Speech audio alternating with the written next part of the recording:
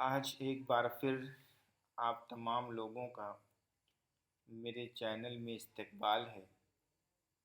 میں محمد سلمان ایک نئی ویڈیو لے کر آپ کے سامنے حاضر ہوں۔ آج کی ویڈیو واحد اور جمع پر ہے۔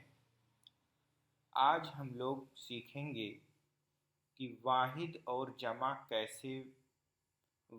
سے جمع کیسے بنائے جاتے ہیں، اور سب سے پہلے آئیے ہم دیکھتے ہیں کہ واحد کسے کہتے ہیں اور جمع کسے کہتے ہیں۔ اس کے بعد ہم لوگ دیکھیں گے کہ جمع بنانے کے طریقے کیا کیا ہیں۔ ظاہر سی بات ہے، جمع بنانے کے اردو میں دو معروف طریقے ہیں۔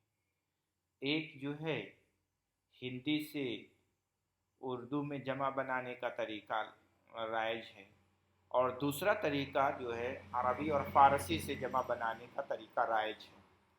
تو آئیے سب سے پہلے ہم واحد کی تعریف دیکھتے ہیں۔ واحد کہتے کسے ہیں؟ واحد وہ اسم ہے جو صرف ایک شخص واحد وہ اسم ہے جو صرف ایک شخص یا چیز کو ظاہر کرے، جیسے مکان، دکان، حیوان، کتاب اور قلم وغیرہ، جس سے ہمیں کسی ایک چیز کا پتہ چلے۔ ہندی میں اسے ایک وچن کہتے ہیں، اور اس کا جسٹ الٹا جمع، جس کو ہندی میں بہووچن کہتے ہیں۔ تو واحد وہ اسم جو صرف ایک شخص یا چیز کو ظاہر کرے، جیسے مکان، دکان، حیوان، کتاب اور قلم وغیرہ۔ اور اس کے بعد ہم دیکھیں گے جمع کسے کہتے ہیں۔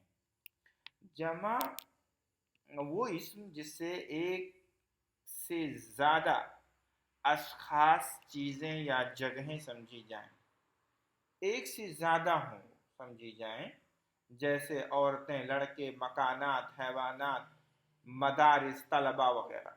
تو جب ایک سے زیادہ چیزیں سمجھی جاتی ہیں تو ہم اسی کو جمع کہتے ہیں، ہندی میں بہووچن کہتے ہیں۔ اشخاص شخص کی جمع ہے، چیزیں چیز کی جمع ہے، جگہیں جگہ کی جمع ہے۔ اسی طریقے سے عورتیں عورت کی جمع ہے، لڑکے لڑکا کی جمع ہے، مکانات مکان کی جمع ہے، حیوانات حیوان کی جمع ہے، مدارس مدرسہ کی جمع ہے، طلباء طالب علم کی جمع ہے، طلباء وغیرہ۔ اس طریقے سے جو ہے آپ کے سامنے دو قسم کے جمع سامنے دکھائی دیے، جیسے عورتیں، مکانات۔ عورت سے عورتیں بنا لیے، مکان سے مکانات بنا لیے، مکانوں نہیں کہا گیا، کیا کہا گیا؟ مکانات۔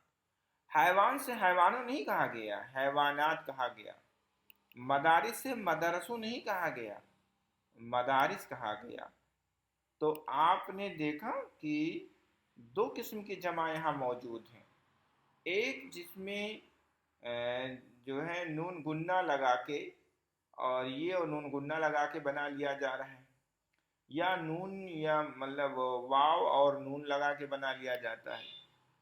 تو جو اس طریقے سے بنتے ہیں، جیسے عورتیں، اس کو کیا کہا جائے گا؟ اسے ہندی سے اردو میں جمع بنائے جاتے ہیں، جب اس طریقے سے جمع بنائے جاتے ہیں۔ تو آئیے اس کی ہم تفصیل کو دیکھتے ہیں۔ واحد الفاظ کی جمع دو طریقوں سے بنائی جاتی ہے۔ پہلا ہندی کا طریقہ، جیسے کتاب سے کتابیں، مکان سے مکانوں، مدرسہ سے مدرسوں، اسکول سے اسکولوں وغیرہ۔ یہ جو ہے کون سا طریقہ ہے؟ یہ ہندی کا طریقہ۔ ہندی کا طریقہ کون سا ہے؟ جیسے کہ ابھی ہم نے پڑھا، واحد الفاظ کی جمع دو طریقوں سے بنائی جاتی ہے۔ پہلا طریقہ ہندی کا طریقہ ہے۔ پہلا طریقہ ہندی کا طریقہ ہے، جیسے کتاب سے کتابیں، مکان سے مکانوں، مدرسہ سے مدرسوں، اسکول سے اسکولوں۔ یہ طریقہ ہندی کا طریقہ جو ہمارے یہاں رائج ہے۔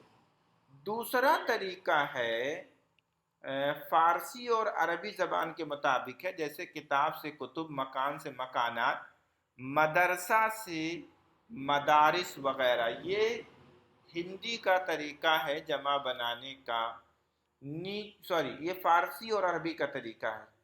اس کے بعد جو ہے، آئیے ہم کچھ مثالیں دیکھیں گے क्योंकि हिंदी के जो है जो तरीका है वो आसान है, तो उसके बहुत सारी मिसालें हमने नहीं पेश की हैं, और ऊपर ही जो है तारीफ के साथ में जो मिसालें आई हैं वही हमारे ख्याल से काफ़ी हैं। लेकिन अरबी और फ़ारसी तरीका चूँकि ये मुनफरिद है, अलग है, डिफरेंट है, तो इसकी कुछ मिसालें जब तक नहीं दी जाएंगी तब तक ये वाज़ेह और क्लियर नहीं होगा कि अरबी और फ़ारसी से तरीका क्या है जमा बनाने का। तो इसलिए हम कुछ मिसालें दे रहे हैं जिससे कि हम लोग आसानी से समझ पाएंगे कि अरबी और फ़ारसी का तरीका क्या है वाहिद से जमा बनाने का। तो आइए हम लोग देखते हैं। पहली मिसाल हमारे पास जो है तोहफ़ा है। तोहफ़ा से तहायफ, शरीफ से शरफ़ा, और तस्वीर से तस्वीर, शायर से शुअरा, और इसी तरीके से आमिर से उमरा, शहीद से शुहदा। हम ये भी क्लियर करते चलें कि किसको क्या कहते हैं। तो सबसे पहले जैसे हमने बताया तोहफ़ा से तहायफ, ये गिफ्ट को उर्दू में तोहफ़ा कहते हैं और जिसकी जमा है तहायफ। शरीफ को शरफ़ा, शरीफ जो शख्स नेक हो और लड़ाई झगड़ा ना करता हो, ईमानदार हो, उसको उर्दू में शरीफ कहते हैं, उसकी जमा शरफ़ा। तस्वीर, फ़ोटो की पिक्चर को तस्वीर उर्दू में कहते हैं और जिसकी जमा तस्वीर है। और शायर जो पोएट होता है उर्दू में उसको शायर, हिंदी में इसे कवि कहते हैं, जिसकी जमा उर्दू में आती है शुअरा। और अमीर से ओमरा, अमीर मालदार शख्स को, और ओमरा उसकी जमा है मालदार लोग। शहीद जानते ही हैं, जो शख्स जंग लड़ते लड़ते अपने मुल्क, अपने कौम के लिए मर जाए उसको शहीद कहते हैं, उसकी जमा है शुहदा। तर्जुमा, वो ट्रांसलेट को कहते हैं, तर्जुमा करना। तो तर्जुमा की जमा जो है तराजिम। सुल्तान, सुल्तान बादशाह को कहते हैं, जिसकी जमा है सलातीन। ताजिर, ताजिर की जमा तुज्जार, ताजिर माने बिजनेसमैन, जमा तुज्जार। सबक, लेसन, जिसकी जमा है असबाक। बेगम, बेगम की, बेगम किसको कहते हैं? वाइफ को कहते हैं, पत्नी को कहते हैं बेगम। और उर्दू में शरीक हयात भी कहा जाता है, हमसफ़र भी कहा जाता है, जिसकी जमा है बेगम की बेगमात। उसके बाद है आपके सामने सबब, सबब वजह है, जिसकी जमा असबाब। उसके बाद आइए देखते हैं बाग है, बाग की जमा हम देखते हैं बागात। बाग सब जानते हैं, आम का बाग होता है, अमरूद का बाग होता है, सेब का बाग होता है। ज़ायर, ज़ायरीन, ज़ायर जो है सयाह जिसको कह सकते हैं, और ज़ायरीन सयाह लोग जो इधर उधर घूमते हैं, टहलते हैं, तो उनको सयाहों को ज़ायरीन भी कहा जाता है। उसके बाद है असर, असर की जमा है आसार। असर किसको कहते हैं? असर उर्दू में कहते हैं किसी चीज़ का असर हो जाए, मतलब उसके अंदर ये असर है, इस चीज़ का, बुखार का असर है, किसी और चीज़ का भी असर हो सकता है। और जब बहुत सारे सिम्टम उसके अंदर उस चीज़ के दिखने लगे तो उसी को जमा इस्तेमाल करते हैं आसार, इंग्लिश में इसे सिम्टम कहेंगे। और रूह उसके बाद है, रूह कैसे कहते हैं? स्पिरिट को, और उसकी जमा है उर्दू में अरवाह। इश्तिहार, एडवर्टीज़मेंट को उर्दू में इश्तिहार कहते हैं, जिसकी जमा उर्दू में है इश्तिहारात। रुबाई, रुबाई चार मिसरों वाले शेर को रुबाई कहा जाता है, जिसकी जमा है रुबाइयात। दफ्तर, दफ्तर उर्दू में ऑफिस को दफ्तर कहा जाता है, हिंदी में इसे कार्यालय कहा जाता है, और जिसकी जमा है उर्दू में दफातिर। آفت اس کے بعد ہمارے سامنے ہے، آفت مصیبت جس کی جمع ہے آفات۔ خط، خط کہتے ہیں جو ہے لیٹر کو انگلش میں، اور ہندی میں اسے چٹھی کہا جاتا ہے، جس کی جمع اردو میں خطوط ہیں۔ استاد، استاد ٹیچر کو کہا جاتا ہے، استاد ہندی میں اسے گرو کہتے ہیں، اور جس کی جمع اردو میں ہے استاد کی اساتذہ۔ اس کے بعد ہے اخبار، اخبار نیوز پیپر کو کہتے ہیں، اور اس کی جمع ہے اخبارات۔ جسم کو آپ لوگ جانتے ہی ہیں، جس کے جمع ہے اجسام۔ اس کے بعد ہے ہمارے سامنے احسان، احسان کی جمع ہے احسانات۔ تکلیف، تکلیف کی جمع ہے تکالیف۔ اور آیت، آیت کہتے ہیں نشانی کو، اور قرآن کی جو ورس ہیں ان کو بھی آیت کہا جاتا ہے، جس کی جمع ہے آیات۔ تصنیف، تصنیف جو بکس ہیں، جو انسان لکھتا ہے کتابیں، اس کو اردو میں تصنیف کہتے ہیں۔ تو تصنیف کی جمع ہے تصانیف۔ آلہ، آلہ پارٹ، اوزار، اردو میں اس کو اوزار کہتے ہیں، آلہ کہتے ہیں۔ تو آلہ کی جمع ہے آلات۔ تعلیم، تعلیم ایجوکیشن، تعلیم کی جمع ہے تعلیمات۔ اس طریقے سے ہم لوگوں نے دیکھا کہ اردو میں جو ہے فارسی اور عربی سے جمع بنانے کا کیا طریقہ ہے۔ میں نے آپ کو بتایا کہ اردو میں جو طریقہ رائج ہے عام طور پر وہ ہندی والا طریقہ ہے، جسے کتاب سے کتابیں، مکان سے مکانوں۔ لیکن عربی اور فارسی کا طریقہ بھی ہے، اگر آپ کے پاس اس طریقے سے جمع آ جاتے ہیں تو اس میں جو ہے پریشان یا گھبرانے کی ضرورت نہیں ہے۔ یہ دو طریقے ہیں جو بہت سے لوگ اس کو فرق نہیں کر پاتے ہیں۔